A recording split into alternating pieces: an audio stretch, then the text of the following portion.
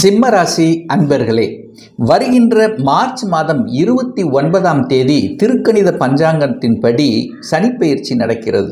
அதன்படி பார்க்கும் பொழுது இந்த சிம்மராசி என்பர்களுக்கு 7ஆம் இடத்திலிருந்து வந்த சனி பகவான் இப்போ 8ஆம் இடம் என்று சொல்லக்கூடிய அட்டமஸ்தானத்துக்கு பயிற்சி ஆகிறார். அப்போ சிம்மராசி என்பர்களுக்கு அஷ்டம சனி ஆரம்பிக்கிறது அப்படின்னு அர்த்தம். ஸோ அஷ்டம சனி என்ன செய்யும்? ஆறுக்குரியவன், சிம்ம ராசி என்பர்களுக்கு ஆறுக்குரியவன் தான் சனி பகவான். அதாவது கெட்டவன் கெட்டிடில் கிட்டிடும் ராஜயோகம் என்கின்ற அமைப்பின்படி ஆறுக்குரியவனான சனி பகவான் 8ஆம் இடம் என்ற அட்டமஸ்தானத்தில் போகும்போது திடீர் அதிர்ஷ்ட வாய்ப்புகள் தேடி வரும் அப்படிங்கிறதையும் ஞாபகத்தில் வைத்துக் கொள்ளுங்கள். 8ல் போகும்போது என்ன, கொஞ்சம் அலைச்சல் திருச்சல் டென்ஷன் ப்ரெஷரை கொடுக்கும், இல்லைன்னு சொல்ல, ஒரு வழிகளை கொடுக்கும். மனதில் எடுக்கக்கூடிய சில டிசிஷன் தப்பாகக்கூடிய தன்மை இருக்கும். அப்போ என்ன, கொஞ்சம் யோசிக்கணும், நாம் எடுக்கக்கூடிய முடிவுகள் சரிதானா அப்படிங்கிறத ஒரு தடவைக்கு 2 தடவை ஆழமாக சிந்தித்து செயல்படணும் அப்படிங்கிறத மட்டும் ஞாபகத்தில் வைத்துக் கொள்ளுங்கள் இந்த சிம்மராசி அன்பர்கள். அப்போ 8ஆம் இடம் என்பது வலி, வேதனை, துக்கம், துயரம், அசிங்கம், அவமானம் அப்படின்னு சொல்லுகிறார்களே. ஆமாம், திடீர் அதிர்ஷ்ட வாய்ப்புகளும் அந்த 8ஆம் இடத்தில் உட்கார்ந்துருக்கு அப்படிங்கிறத ஞாபகத்தில் வைத்துக்கொண்டு செயல்படுத்த வேண்டும். அப்போ 8ஆம் இடத்தில் இருக்கக்கூடிய சனி பகவான் தனது 3ஆம் பார்வையாக 10ஆம் இடத்தை பார்க்கிறார், தொழில் ஸ்தானத்தை பார்க்கிறார். சனி எங்க பார்க்கிறாரோ அந்த இடத்துல ஒரு தொந்தரவு, ஒரு இக்கு வைக்கிறது அப்படின்னு அர்த்தம். அப்போ 10ஆம் இடம் என்பது என்ன, தொழில் ஸ்தானம். தொழில் ரீதியாக சில அலைச்சல் திருச்சல் டென்ஷன் ப்ரெஷர் இதை கொடுக்க தயாராக இருக்கிறது அப்படின்னு அர்த்தம். அப்போ என்ன, அதிகமாக உழைக்க வேண்டிய சந்தர்ப்பங்களை உருவாக்கும். டைம் இருக்காது, அதிகமான வேலைப்பளு இருக்கும். அதாவது வேலை அப்படின்னு எடுத்துக்கொண்டால் இந்த சிம்மராசி என்பர்களுக்கு பார்த்தீங்கன்னா இந்த சனி பெயர்ச்சிக்கு அப்புறம் பார்த்தீங்கன்னா ஒரு சாட்டிஸ்ஃபேக்ஷன் இல்லாத தன்மையை கொடுக்கும். வேலை உண்டு, ஆனால் வேலையில் சாட்டிஸ்ஃபேக்ஷன் இல்லாத தன்மையை கொடுக்கும். அப்போ வேலையில் இருக்கக்கூடிய சிம்மராசி அன்பர்கள் பார்த்தீங்கன்னா அவசரப்பட்டு கோபப்பட்டு ஆக்ரோசப்பட்டு வேலையை விட்டுறக்கூடாது என்பதை ஆழமாக மனதில் பதிய வைத்துக் கொள்ளுங்கள். ஏன்னா வேலையில் சாட்டிஸ்ஃபேக்ஷன் இருக்குங்கும் போது என்ன பண்ணுவீங்க, கொஞ்சம் கோபம் வரும், ஆக்ரோஷம் வரும், இந்த வேலை வேண்டாம் அப்படின்னு ஒரே அடி எடுத்து போட்டு அடுத்தது தேட ஆரம்பிப்பீங்க. ஆனால் என்ன, எங்கே போனாலும் இங்கே ஒரு மாதிரியான தொந்தரவு இருக்குன்னா வேற இடத்துல வேற மாதிரியான ஒரு தொந்தரவு இருக்குங்கிறதையும் ஞாபகத்தில் வச்சுக்கோங்க இந்த சிம்மராசி என்பர்கள். அப்போ என்ன, வேலையை அப்படியே கடந்து செல்ல வேண்டும். தேவையில்லாத குற்றச்சாட்டுகள், தேவையில்லாத பழிகள், இந்த மாதிரியான விஷயங்கள் இதற்கெல்லாம் போகக்கூடாது. உங்கள் பாஸ் என்ன சொல்கிறாரோ அதை கேட்டு நடந்து கொண்டு விட்டால் ஓகே. இல்லை அப்படின்னா என்ன, 2 வேலை எச்சா கொடுத்து டென்ஷன் ப்ரெஷரை ஆக்குவாங்க. இதுதான் மனம் நன்றாக இருக்காது. மன உளைச்சல், மனம் சார்ந்த விஷயத்தில் கன்ஃபியூஷன். காலையில் ஒரு திங்க் பண்ணுவீங்க, சாயந்தரம் வேற ஒரு மாதிரி திங்க் பண்ணக்கூடிய சந்தர்ப்பங்களை உருவாக்கும். ஸோ அஷ்டம சனிங்கிறதுனால நீங்கள் பயப்பட வேண்டிய அவசியம் இல்லை. ஆனால் நிதானம் என்பது ரொம்ப ரொம்ப முக்கியம். ஹெல்த் விஷயத்தில் ரொம்ப அதாவது ஜாக்கிரதையாக இருக்கணும். 8ஆம் இடம் அல்லவா, அப்போ 8ஆம் இடத்துல போய் சனி என்கின்ற அந்த கிரகம் இருக்கும் பொழுது நிச்சயமாக உடல்நலம் சார்ந்த விஷயத்தில் கொஞ்சம் அக்கறை எடுத்துக்கொள்ள வேண்டும்.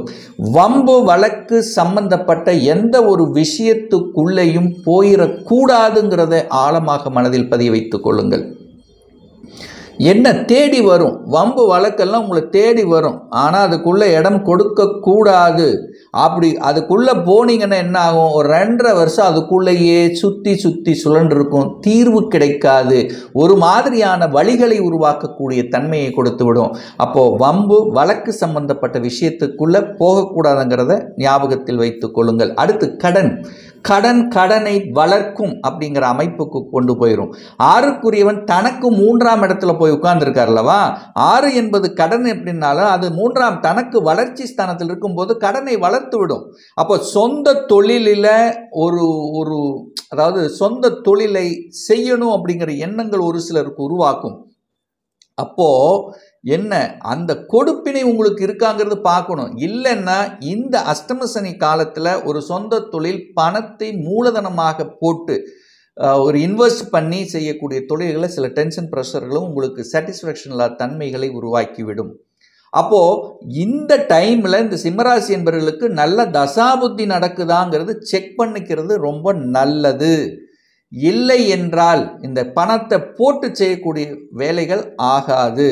தன்னுடைய அறிவையும் புத்தியும் வச்சு செய்யக்கூடிய தொழில்களை எடுத்து செஞ்சுக்கலாம். அதாவது பணத்தை போடாமல், மூலதனமாக போடாமல், தன்னுடைய அறிவு, தன்னுடைய புத்திசாலித்தனத்தை வைத்து செய்யக்கூடிய தொழில்கள், கன்சல்டன்சி, தரகு, கமிஷன், தன்னுடைய பேச்சால் செய்யக்கூடிய சில தொழில்கள்.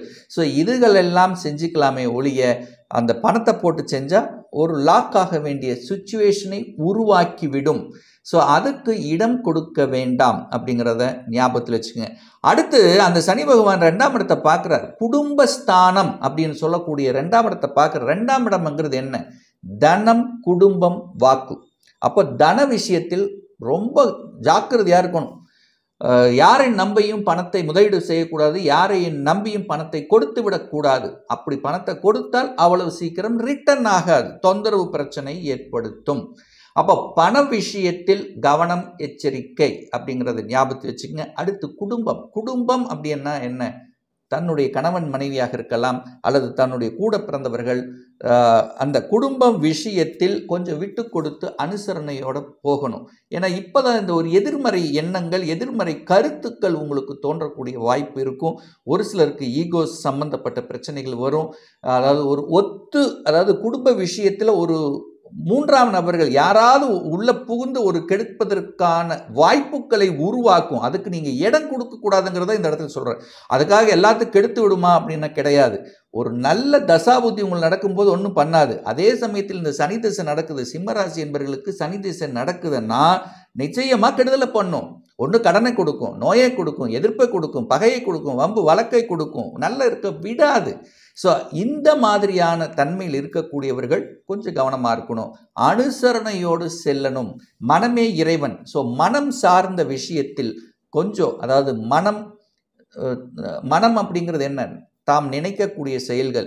ஸோ எதையும் ஒரு இக்கு வச்சு, ஒரு புள்ளி வச்சு, ஒரு கோலம் போட்டு சரியா தவறா அப்படின்னு செக் பண்ணி செய்யணுங்கிறத மட்டும் ஞாபகத்தில் வைத்து கொண்டாலே போதும் இந்த சிம்மராசி அன்பர்கள். அடுத்ததாக நீங்கள் எச்சரிக்கையோடு இருக்க வேண்டிய ஒரு இடம் அப்படின்னா, அந்த சனி பகவான் தனது 10ஆம் பார்வையாக 5ஆம் இடத்தை பார்க்குறார். பூர்வ புண்ணியஸ்தானம், பஞ்சமஸ்தானம், காதல் ஸ்தானம் அப்படின்னு சொல்லக்கூடிய. இப்போ நிறைய பேர் இந்த சிம்மராசி என்பர்கள் காதல் அப்படிங்கிற ஒரு அதுக்குள்ளே போனீங்கன்னா தொந்தரவு உண்டுன்னு அர்த்தம்.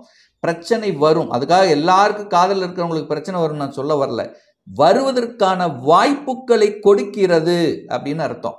அப்போ 5ஆம் இடத்தை பார்க்கும்போது ஒரு மாதிரியான தன்மை, காதலுக்குள்ளே என்ட்ரியாகி அதில் ஒரு பிரச்சனை கொடுப்பதற்கான வாய்ப்புகள் இருக்கிறதுனால அது கவனமாக கையாளணும் அப்படிங்கிறத மனதில் பதிய வைத்துக் கொள்ளுங்கள். அதே சமயத்தில் இந்த சிம்மராசி என்பர்கள் இந்த பாக பிரச்சனை, சொத்து பிரச்சனை, இந்த மாதிரியான பிரச்சனைகளுக்கெல்லாம் போய் அதில் ஒரு பேச்சுவார்த்தையின் மூலம் தீர்வு கொள்ளுங்கள். ஆனால் அதே வழக்கு இந்த மாதிரியான இடத்துக்கெல்லாம் சென்றீங்கன்னா தீர்வு கிடைக்காது இனி ஒரு 2.5 வருஷத்துக்கு. ஸோ இந்த மாதிரியான விஷயத்தில் கவனம். அதாவது வேலை விஷயத்திலும் கொஞ்சம் ஒரு சிலருக்கு திடீர் ப்ரமோஷன் கிடைச்சிரும். 6க்குரியவன் 8ல் இருக்கார். 6ஆம் இடம் என்பது வேலை இல்லை, தனக்கு 3ஆம் இடத்தில் இருக்குன்னா திடீர் ப்ரமோஷன் கிடைச்சிரும். 7க்குரியவன் தனக்கு 2ஆம் இடத்தில் இருக்கார். ஒரு சிலருக்கு திடீர் திருமண வாய்ப்புகளையும் கை கொடுத்துரும். 7க்குரியவன் தனக்கு 2ல் இருக்கார். 8ஆம் இடம் அதிர்ஷ்டம். அப்போ 7க்குரியவன் தனக்கு இருந்தால் மனைவி அல்லது கணவன் மூலமாக சொத்துக்கள் வரக்கூடிய தன்மையும் இருக்குது. அதாவது இதுவரைக்கும் ஒரு கணவனுக்கோ அல்லது மனைவிக்கோ ஒரு நல்ல வேலை கிடைக்கலன்னா திடீர்னு ஒரு நல்ல வேலை கிடைக்கக்கூடிய வாய்ப்புகளை உருவாக்கும். அல்லது ஒரு சிலருக்கு அந்த குடும்பத்தை விட்டு பிரிந்து வெளிநாட்டுக்கு சென்று சம்பாதிக்கக்கூடிய பாக்கியத்தை கொடுக்கக்கூடிய தன்மையும் இந்த காலகட்டம் உண்டு இந்த சிம்மராசி என்பர்கள். ஸோ ஆக மொத்தம் நான் என்ன சொல்ல வரேன், இந்த சிம்மராசி என்பவர்களுக்கு அஷ்டம சனி அப்படின்னு நினச்சி பயப்பட வேண்டியதில்லை. பட் என்ன, கொஞ்சம் எச்சரிக்கையோடு இருக்க வேண்டும். எல்லா விஷயத்திலும் ஒரு இக்கு வச்சு ஒரு கோலம் போட்டு இது சரியா தவறா அப்படின்னு யோசித்து செய்யணுங்கிறத மட்டும் ஞாபகத்தில் வச்சுக்கலாம். ஆனால் இந்த சிம்மராசி என்பவர்களுக்கு திடீர் அதிர்ஷ்ட வாய்ப்புகள், திடீர் யோக வாய்ப்புகளும் இந்த காலகட்டம் உண்டு என்பதில் எந்தவித மாற்று கருத்தும் கிடையாது. ஒரு பர்சனல் கன்சல்டேஷன் எடுத்துக்கணும், ஒரு சுய ஜாதகம் பார்க்கணும் என்று விருப்பமுடைய அன்பர்கள் டிஸ்பிளே தெரியக்கூடிய நம்பருக்கு ஃபோன் கால் மூலமாகவோ வாட்ஸ்அப் மூலமாகவோ நேரடியாகவோ ஆன்லைன் மூலமாகவோ கன்சல்டேஷன் எடுத்துக்கலாம். ஒரு நேரடியாக கன்சல்டேஷன் எடுத்துக்கணும் அப்படின்னு விருப்பமுடையவர்கள் நம்முடைய ஆஃபீஸ் கோயம்புத்தூரில் அமைந்துள்ளது. அதாவது கோயம்புத்தூரிலிருந்து மேட்டுப்பாளையம் செல்லும் வழியில் வெள்ளக்கிணர் பிரிவு பக்கத்தில், அதாவது அன்னபூர்ணா ஹோட்டலுக்கு அருகே அமைந்துள்ளது. பிரியர் அப்பாயின்மெண்ட் வாங்கி நேரடியாக ஆலோசனை பெறலாம். ஆன்லைன் கன்சல்டேஷன் எடுத்துக்கணும் அப்படிங்கிறவங்க உங்களுடைய வாட்ஸ்அப்பில் உங்களுடைய பெயர், தற்போது வசிக்கும் இடத்தை குறிப்பிட்டு அப்பாயின்மெண்ட் பெற்றுக்கொண்டு கன்சல்டேஷன் நிச்சயமாக எடுத்துக்கலாம். இந்த பதிவு நிச்சயமாக ஏதாவது ஒரு ரூபத்தில் யூஸ்ஃபுல்லாக இருக்குங்கிறதுல எந்தவித மாற்று கருத்தும் கிடையாது.